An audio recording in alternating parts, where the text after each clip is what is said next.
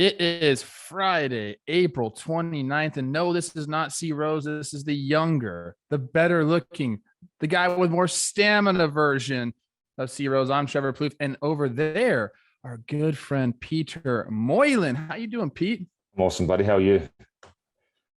Seeing your face, I was thinking this morning, can you be best friends with somebody who you've only hung out with in person 2 or 3 times? I think so.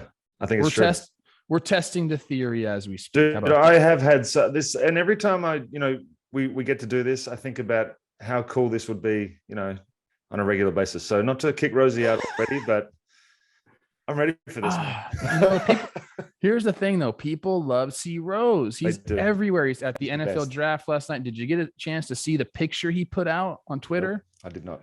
I worked, man. Pink shirt, pink tie, face looking good. Looks like he put a little bit of fake bronzer on the face, but it's okay.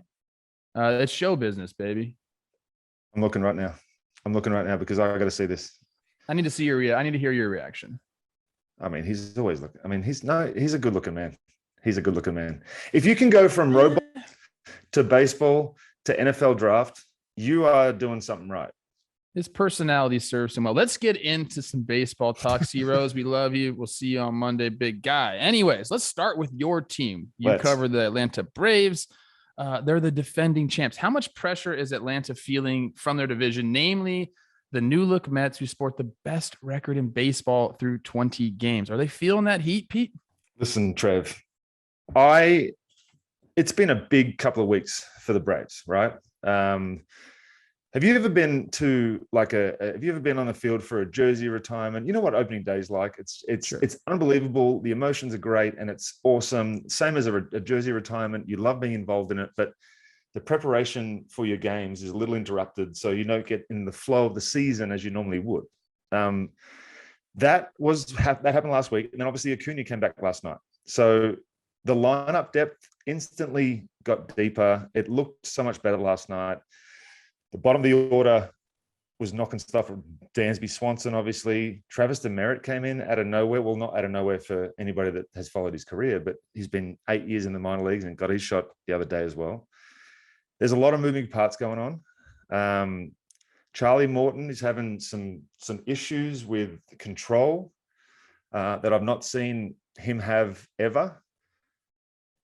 Baseballs, don't know what. There's a lot of talk about baseballs, but Kyle Wright stepped up and taken his place. Max Fried has been Max Fried. It's been an up and down start. But this team was, and I keep going back to it, but this team was under 500 in July last year.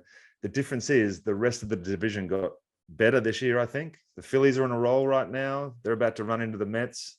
But the Mets I watched them sweep the doubleheader the other day.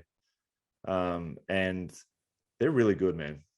They are a good team. The Phillies just swept the Rockies. I think a 4-game sweat. So they're coming. I still, every day I get on this show and I say the Phillies are still here, guys. I like the Phillies. Are you surprised at how well the Mets have gelled? A lot of big personalities in that clubhouse, and they're doing this all without Jacob deGrom.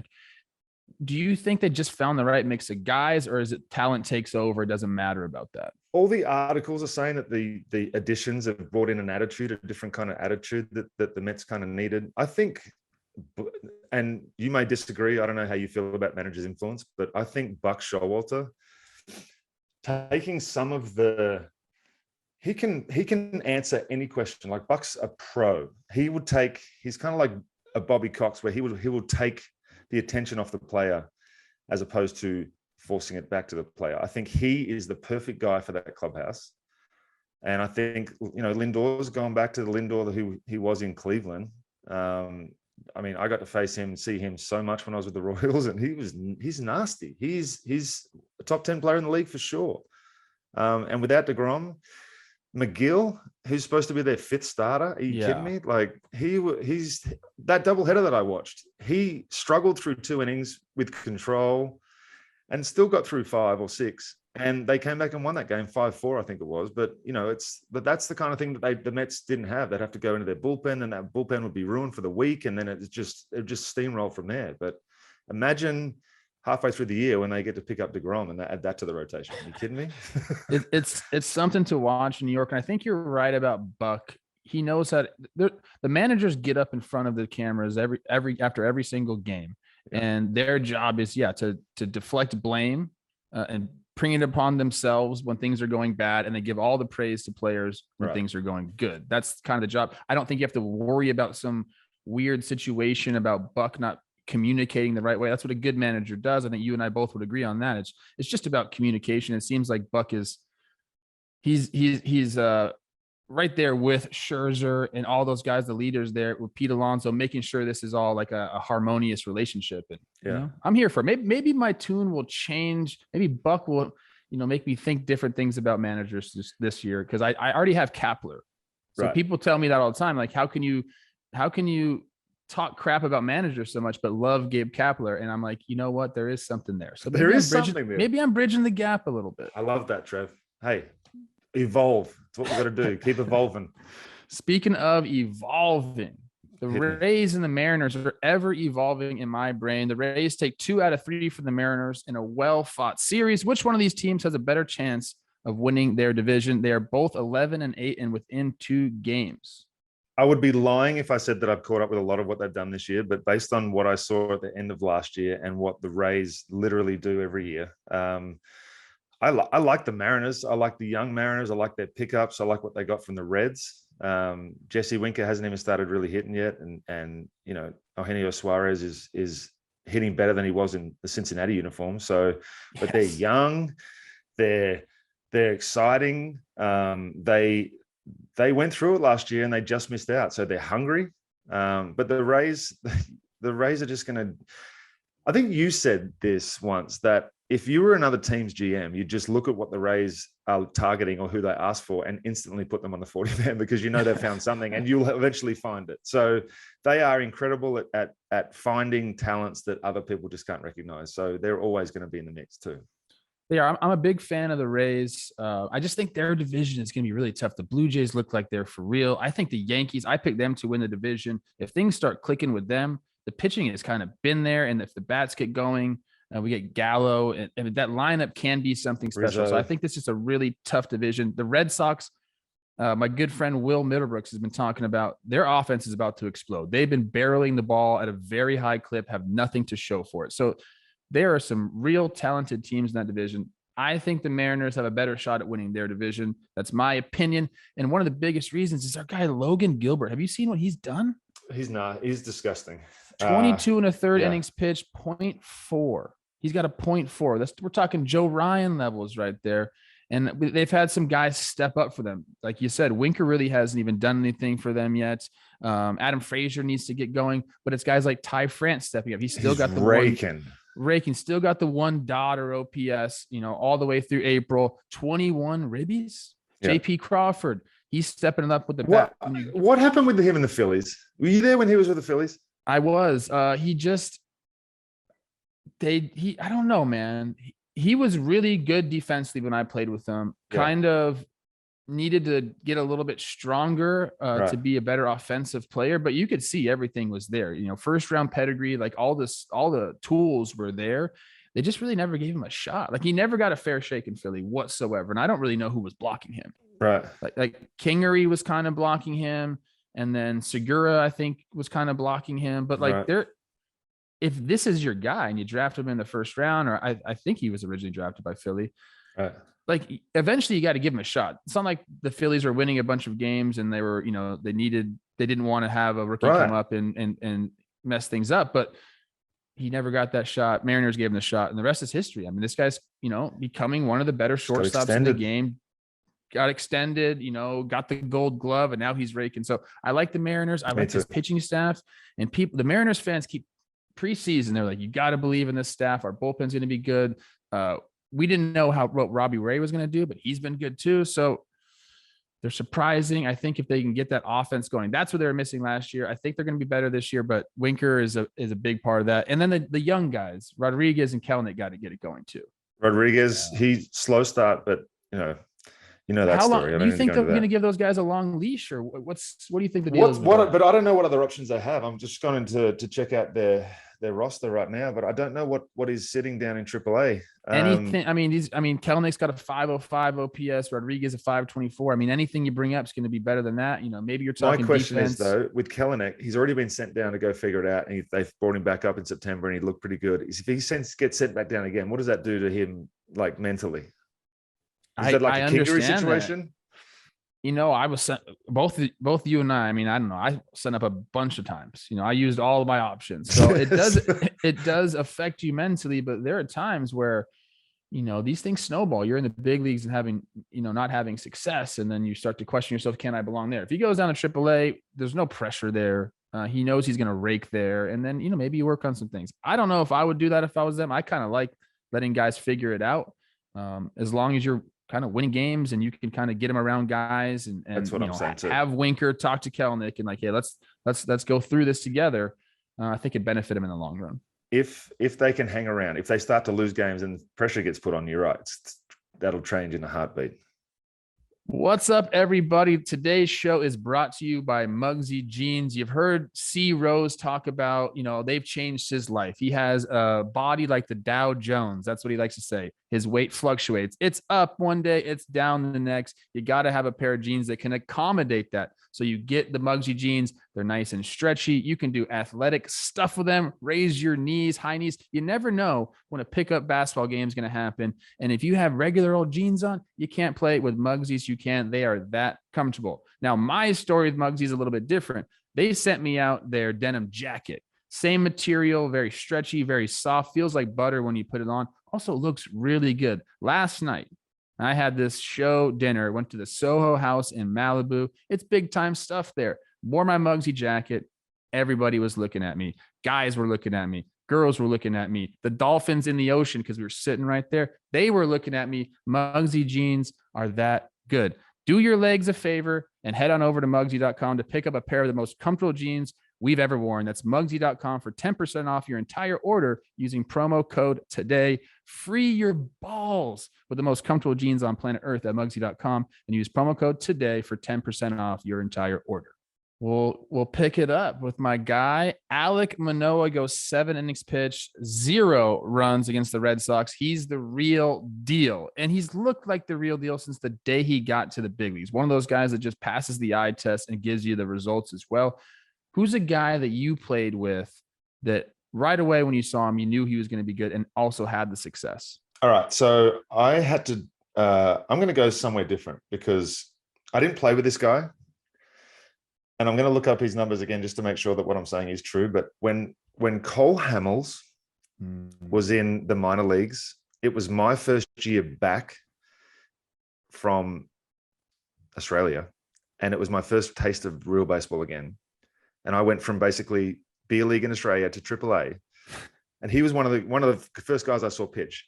And I was like, what am I doing here? If that's what I'm up against, he's the best pitcher I've ever seen in my life. And his numbers were insane in the minor leagues. When I was there that year, he had a 1.10 ERA, 49 innings, 29 hits, 68 Ks, and only 12 walks in AAA. And the years before that were even more disgusting. But when I saw him, I'm like, this guy's going to be the best pitcher to ever throw a baseball. I think everybody that gets into pro ball has that moment where, you're like you said, you're playing beer league in Australia, or like guys get drafted in high school in your area. You're just a god. Like you're a stud. You get into pro ball and all of a sudden you go to spring training and it's like, holy, you're one of 150. Everybody's really good. Like everybody's really good. Yeah, but you grew up at least in the American system, dude. I came from Australia where everybody throws 84 miles an hour, and I come over here and the first bullpen I'm seeing, the guys are like throwing 9. I'm like, what is this? This is a different universe. I can imagine that. Yes, I got to play against some good competition. I can imagine how it would be for you to come over. It's got to be crazy. And I tell people that all the time when we have guys come over, even from like the KBO, like things are different here.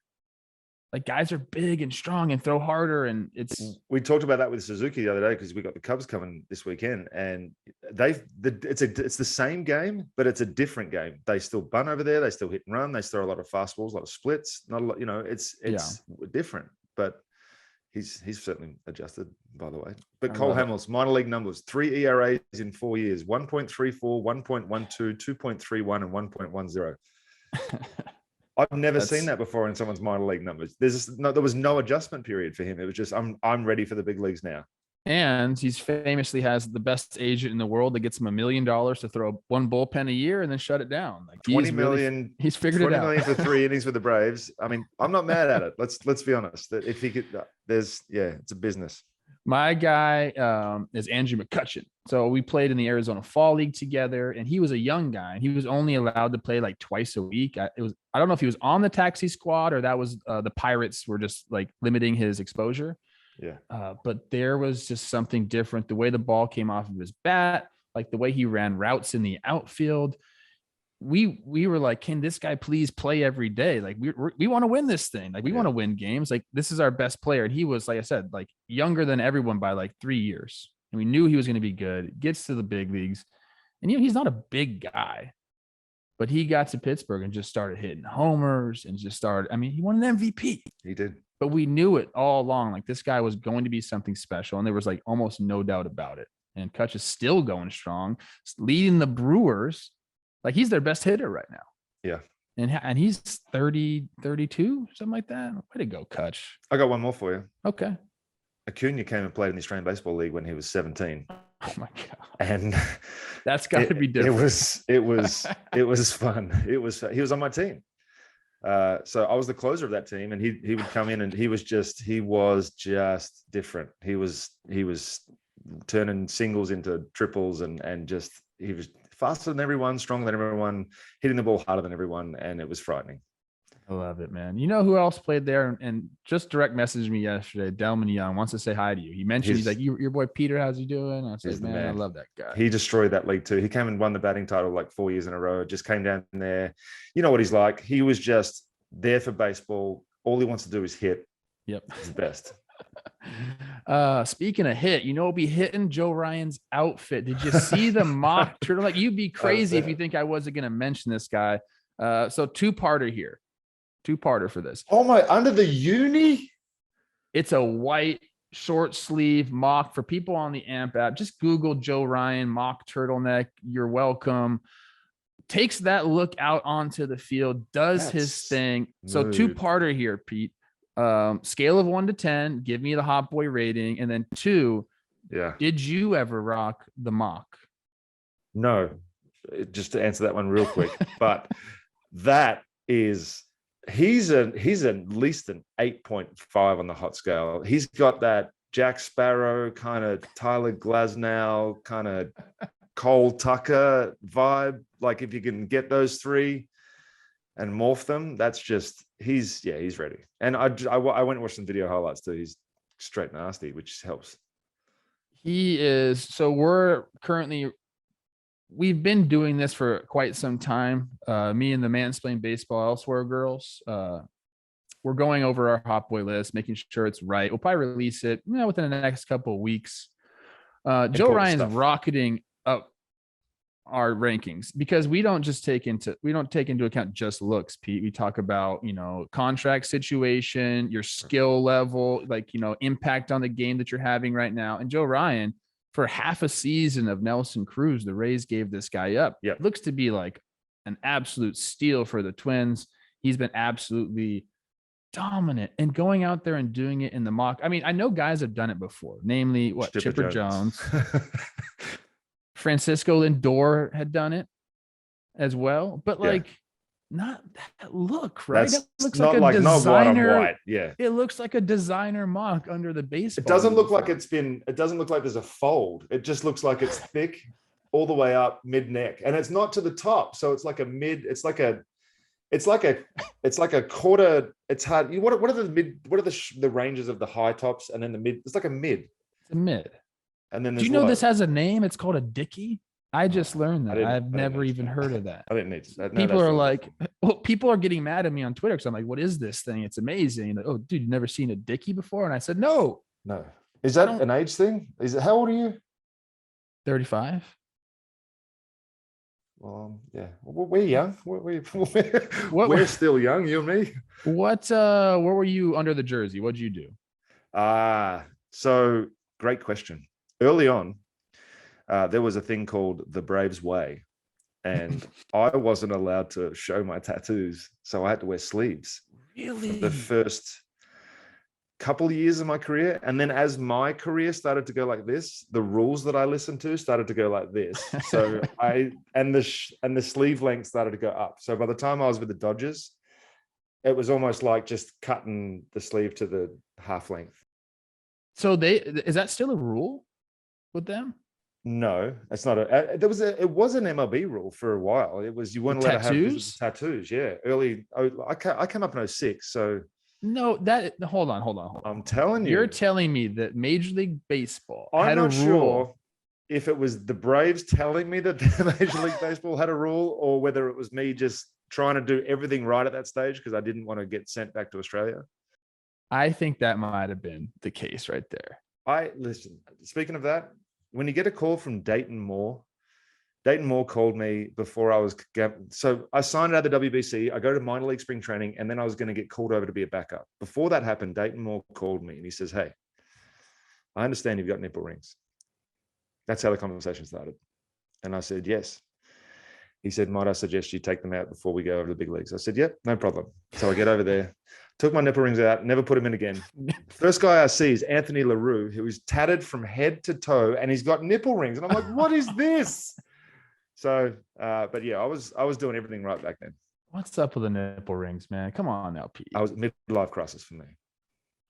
At 24. At 24. Okay. 24. Okay. Yeah, moving on from the nipple rings. Here we go. Listen to these series we got coming up this weekend.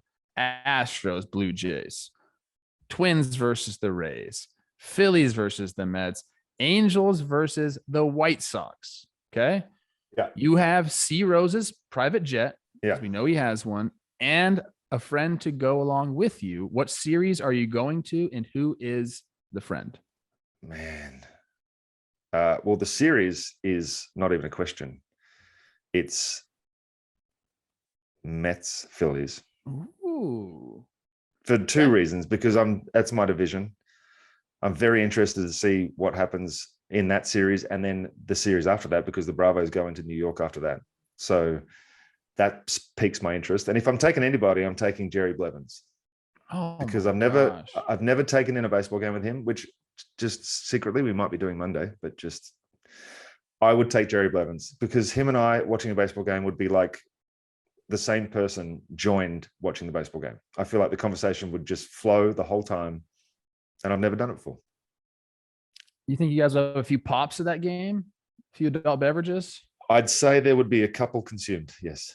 Okay. This is going to be my answer until I get up there and go to a series, but I'm going to Toronto.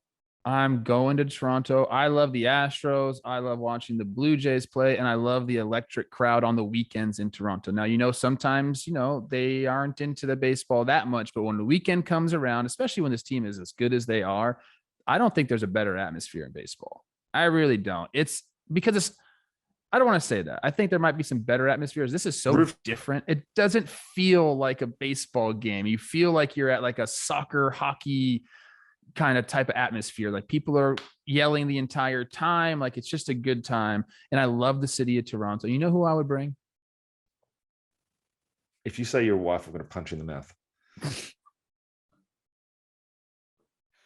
I love Olivia. Everyone knows that. I'm not bringing her. Okay. I don't think she'd want to go, because that would make me look really bad. Okay. I'm bringing my friend Chris Rose, international superstar. And I'm going to tell you why, Pete. I'm teasing this. We keep teasing it. C Rose and I are going to start going to some Dodger games and some games at Angel Stadium. And I want people to know that. We're going to let people know when we go there, because we're going to have things to do. We're going to do some scavenger hunts. We're going to have some giveaways. We really want to embrace the crowd when we go. So I want people to know that we are going to be doing this. Keep a lookout. We'll let you know when we make it to the games. I think the first one's going to be a Shohei Ohtani start. That's awesome. You play in Toronto? Oh yeah, good Ritz too. What's your favorite road park to go to? Oof. Travel to? It's going to sound cliche, but I loved Wrigley and Fenway because of the history, all the rest of it.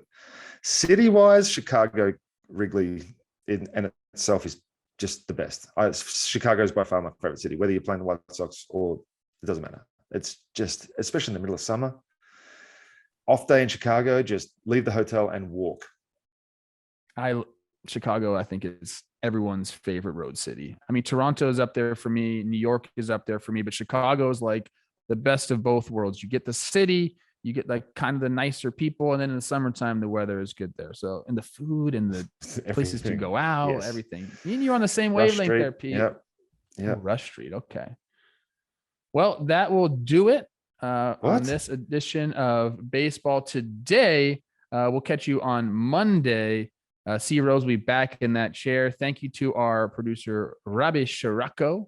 We'll catch you guys on Monday.